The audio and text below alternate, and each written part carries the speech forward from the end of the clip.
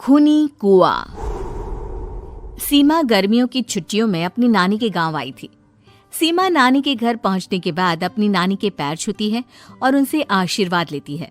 तभी उसकी नानी उससे कहती है, इतनी बड़ी हो गई मेरी सीमा, चल जल्दी से हाथ मुंह धो ले, मैं तेरे लिए खाना लगा देती हूँ। भूख लगी होगी ना? हाँ नानी, भूख तो लग रही है मुझे, आपके हाथ के बने हुए पीले दाल और चावल खाने की। कितना टाइम हो गया है मुझे आपके हाथ का बना हुआ दाल चावल खाए हुए।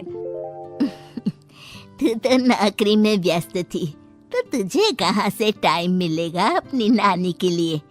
और जब इतने टाइम बाद आई है तो ज्यादा टाइम के लिए रुक कर जाएगी तू। हाँ नानी, इस बार पूरे 2 महीने के लिए आई हूँ। सीमा की नानी अंदर जाकर उसके लिए खाना बनाने लगती है। सीमा कमरे में अकेली होती है, तभी उसे किसी औरत के रोने की आवाज सुनाई देती है। वो कभी खिड़की से बाहर झांकती है तो कभी दरवाजे से बाहर झांकती है। उसे समझ में नहीं आ रहा होता है कि आखिर रो कौन रहा है। तभी नानी खाना लेकर आ जाती है। वो अपनी नानी से कहती है, नानी, कोई औरत रो रही है क्या? मैं जब से यहाँ आई हूँ तब से मुझे यहाँ किसी औरत की रोने की आवाज आ रही है।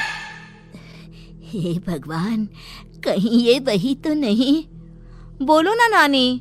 अरे कोई नहीं रो रहा, ये तेरे मन का वहम है।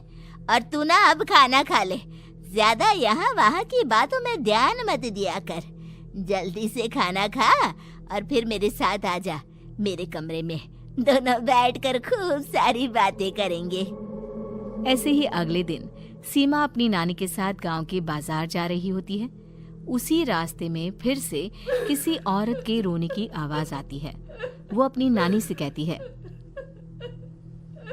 अरे नानी, क्या सच में तुम्हें अभी भी किसी औरत की रोने की आवाज नहीं सुनाई दे रही?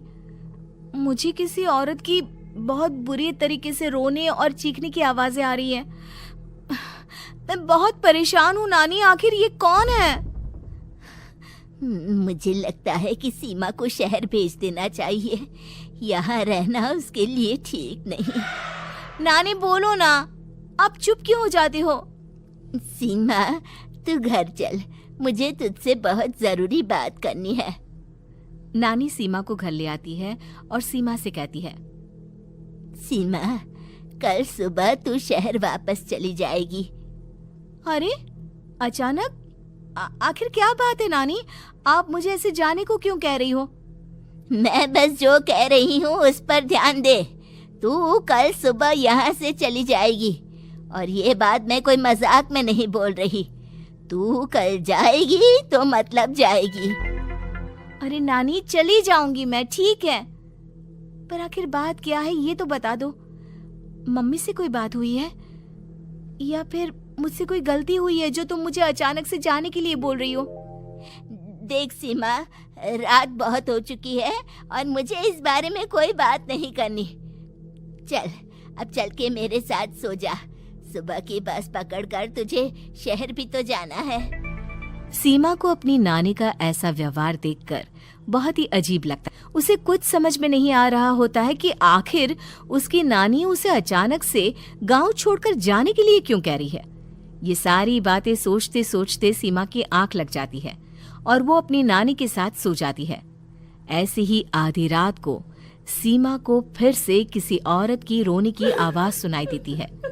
वो उस औरत की आवाज सुनकर बार बार करवटें बदल रही होती है और तभी उसे सपने में भी एक अजीब सी औरत की परछाई दिखाई देती है, जो इतना चीख चीख कर रो रही होती है कि सीमा डरकर उठ जाती है।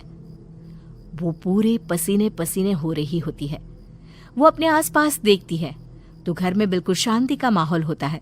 सीमा घबरा जाती है। वो अपनी नानी को जगाने की कोशिश करती है, मगर उसकी नानी नहीं जगती। सीमा को फिर से उस औरत की रोने की आवाज सुनाई देती है। आखिरकार सीमा अपने आप को रोक नहीं पाती और वो घर का दरवाजा खोलकर बाहर निकलती है। आखिर ये माजरा क्या है? आज तो मैं पता करके रहूंगी। अब आवाज का पीछा करते हुए सीमा आधी रात को गांव के चौपाल के पास बने कुएं के पास पहुंच जाती है, जहां कुएं की चारों ओर बेड़ियां लगी होती हैं उन बेड़ियों में लगे हुए ताले के साथ एक लाल रंग का कपड़ा और माता रानी का कलावा बंधा होता है।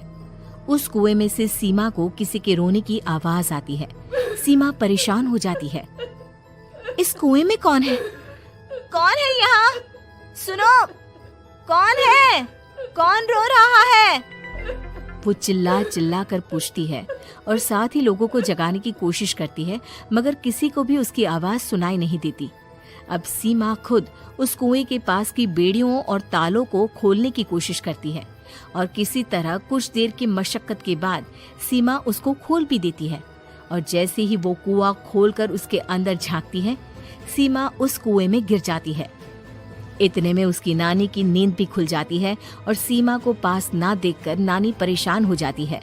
नानी घबराकर पूरे घर में उसे ढूंढने की कोशिश करती है, जिसके बाद उसकी नानी और सभी लोग उस खूनी कुएं के पास जाते हैं और सीमा की नानी कुएं के पास खड़ी होती है। सभी गांव वालों और सीमा की नानी को सीमा के चिल्लाने की आवाज आती है। बचाओ, कोई मुझे बचाओ। मेरी बच्ची, हम आ गए, हम तुझे बचा लेंगे। नानी, मुझे यहाँ बहुत डर लग रहा है। यहाँ इंसान की कटी हुई मुंडिया, हाथ, पैर और कंकाल है और खून भी है। नानी, मुझे डर लग रहा है।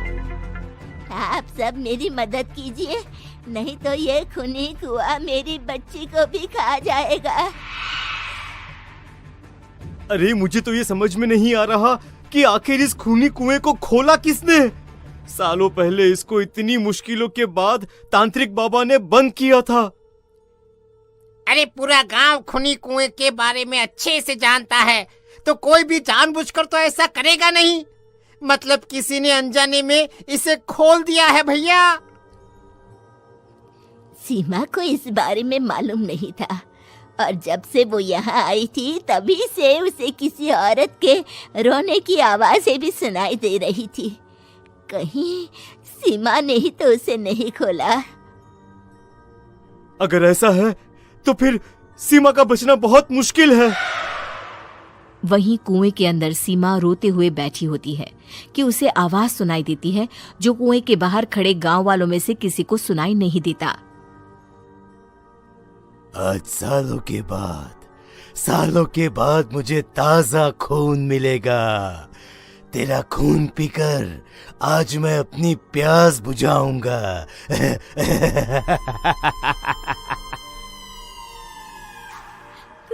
कौन है?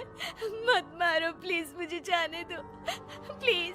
मैंने किसी का क्या बिगाड़ा है? वो तुझे मरने के बाद पता चल ही जाएगा। जितने में गांव वाले और सीमा की नानी कुछ सोच पाते, उतने में उन्हें सीमा के चिल्लाने की आवाज आती है और अगले ही पल सब शांत हो जाता है।